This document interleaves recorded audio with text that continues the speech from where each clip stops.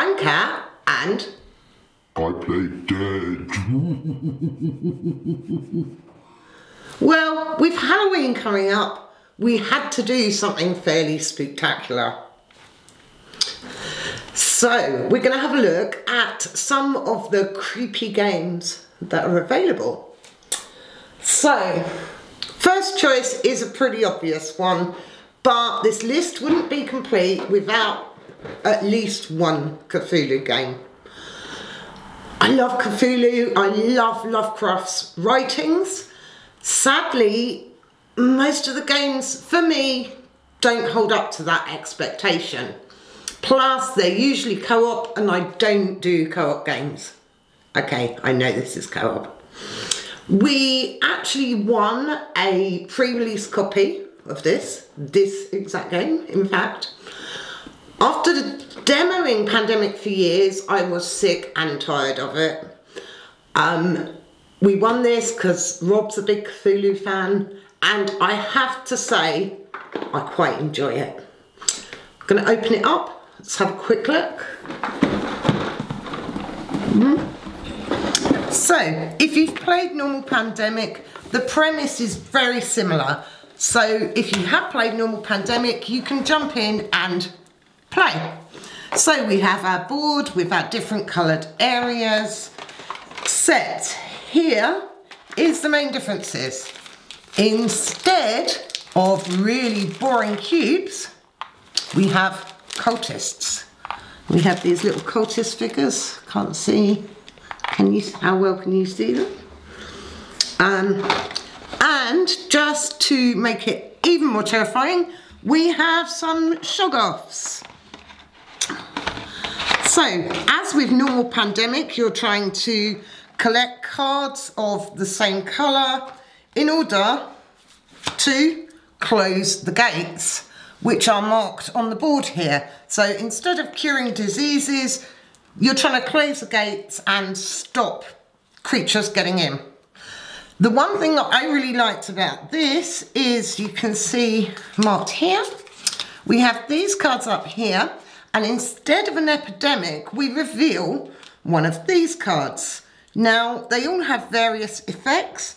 Some of them will stay in place throughout the whole game. There we go. Some of them will be a one-off, like this one. Place a cultist on each gate location. So the ongoing ones actually add a lot more to the game.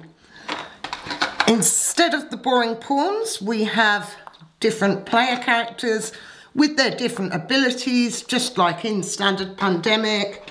There's also dice, and there are times you roll the dice to see if you go insane. If you go insane, your player character card turns over and you lose your ability and you lose some of your actions. So it's very similar, but for me, there's enough differences to keep it that little bit more interesting. So Pandemic, Reign of Cthulhu, designed by Chuck Yeager, based on a concept by Matt Leacock, and published by Z-Man Games. I don't know how available this still is. It retails a little bit more than standard Pandemic because you've got the figures and stuff. It's well worth a look. Check it out. Let's just... Oh, and the insert's really good as well. The insert's amazing. With actual good places for stuff. At some point, we might get around to painting the miniatures. Maybe, maybe not, who's to say. Moving on, obviously, dressed for the occasion, even tattooed for the occasion. Where is it? Oh, here. We're going to have a look at Friday the 13th. This is actually a reskin of, I think it's called Go Nuts for Donuts, maybe, something like that. I saw this copy at Essen a couple of years ago. It was a prototype at the time, and then it was only available in the US, wasn't available in the UK. We paid far too much money. Sorry, Rob paid far too much money for this as a Christmas gift for me because I wanted the Friday the 13th version, obviously because of the name, but also because it has black cats. So, it's a little card game. You're going to deal out all the cards to however many players you've got. The cards are 3 different suits. So we have broken mirrors, black cats, and ladders. So obviously all the things that are traditionally unlucky. You've then also got Friday the 13th cards. The aim of this game is to score as low as possible. At the end of each round, cards that you have will be a point, and any Friday the 13th you have will be 2 points. Players take it in turns, placing cards. That's actually at 13, isn't it? Placing cards on the displays. And then the minute you place and you take a pile over 13, you're going to pick up the cards and they then stay with you. At the end of the round, whoever has the most ladders gets to discard all their ladders.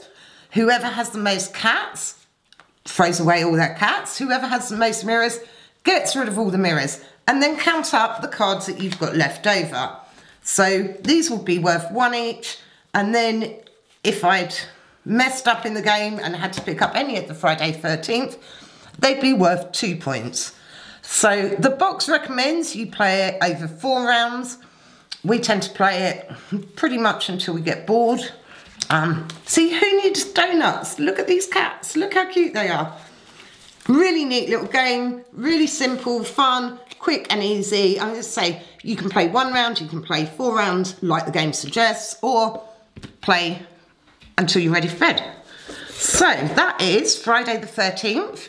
Designed by Reiner Knizia and published by Yellow in the US only though, I think. So it might have changed by now, this was a while ago, but really neat little game, cute little box with a magnet clasp. Yeah, chuck the cards in, packed away, look at that, look how quick that was compared to Pandemic. So yeah, really nice little box, really cute artwork, fun little game. So, moving on, it kind of seems madness to talk about Halloween without talking about this one. Into the X-Side deck building game. We've looked at this before on the channel. This is, yes, it is what you think it is. It's the Insane Clan Posse deck building game. It's actually a really nice deck builder with some interesting elements. You have the Wheel of Fate to spin that gives you extra cards. This has got the expansion and like loads of other stuff in as well. Very cool. My only complaint with this is the card quality is a bit shabby, but it's a small print run independent. And there's loads of artists you might recognise. We've got Vanilla Ice, Head PE, Gua, JCW Wrestlers, so loads of stuff. You can see here we've got Underground, Psychopathic and Dark Carnival cards. If you play 3 or more of the same set, you get an extra action. So it's got some really neat mechanism. We've then got the Epic Bosses here, which if you're an ICP fan, you'll recognise some of these. We've got Riddlebox, Shaggy 2 Dope, Great Malenko. All the artwork is obviously very ICP themed. It's very neat, very cool game. So if you like your deck builders, it's well worth checking out. We've got some of the flavour cards you get with the Wheel of Fate. These give you extra stuff. So there we go. These ones with this symbol are actually the expansion. We've got them all mixed in. Hatchet Man. Yeah, so that's a very neat deck builder. We did do a 10-minute teach for it, so if you're interested in it at all, go and have a look at the video. It's almost impossible to get in the UK. This copy came in, where are they based, Rob? Detroit. That's it. This copy came from Detroit, went to Dallas, then went to Denver, where I picked it up and brought it home. So this box is actually better travelled than a lot of people I know. But yeah, well worth a look. Okay, another one that I know is going to be on everyone's list, but can't resist. Horrified. Horrified, Universal Classic Monsters. Again, it's a co-op, but I was pulled in by that theme, what can I say? Published by Ravensburger Games. We have got a multitude of monsters to defeat. This is awesome. This is very cool. This is the back of the board.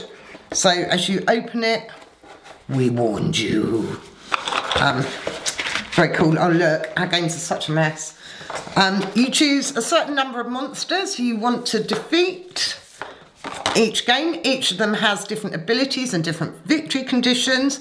So we've got the Wolfman, the Invisible Man, Frankenstein and the Bride, the Mummy, Dracula, and Creature from the Black Lagoon. This tells you about the creature. This is their specific condition to beat them. So let's say they're all different. You can mix and match who you play. I know, like with Dracula, you have to go and beat up his coffins. Creature from the Black Lagoon, you've actually got to travel around the swamp to get to his lair before you can beat him. We've then got our characters. We've got like scientist, professor. Let's pop these out actually. Explorer, mayor, archaeologist, inspector, courier, all with different abilities. And then you've got little standees for them. And then, of course, we've got the actual miniatures for the monsters. So again, if you like your minis, this is a great game for you. Again, I haven't painted them. That's the Invisible Man. Doesn't look so invisible to me. You're going to draw and collect tiles that are weaponry. Look, there's Dracula's coffin.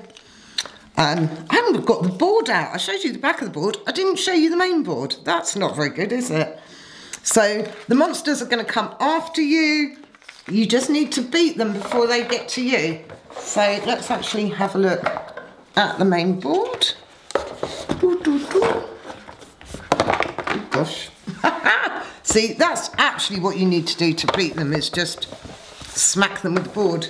So you're going to move around the board from location to location, picking up goodies and hopefully going to the various locations the monsters are before they get you. And that's it, really. Really neat, great theme. Yeah, I know. I'm just totally going against all my normal game rules here. We're talking about theme and we're talking about co-op games. I don't know what's happened to me. Also, on the side of the box here, look, you've got really neat little bits of information about all of the monsters, which is very cool. We do like a good bit of classic horror. So yeah, that is very neat. So that is Horrified from Ravensburger Games. So they've actually, I know they've done a Jaws game recently that I keep hearing things about. Not had a chance to look at that. I know we might need a bigger boat before we look at it, or at least a bigger shelf. Right, let's have a look at my last little thing. Now, this is a bit of a odd one, but I had to include it. What can I say? Pop these away. You're gonna have to come right in with the camera, right in closer. No, not that close. Let's have a look at this.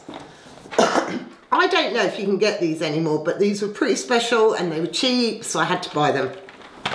The Halloween Freighter for Ticket to Ride.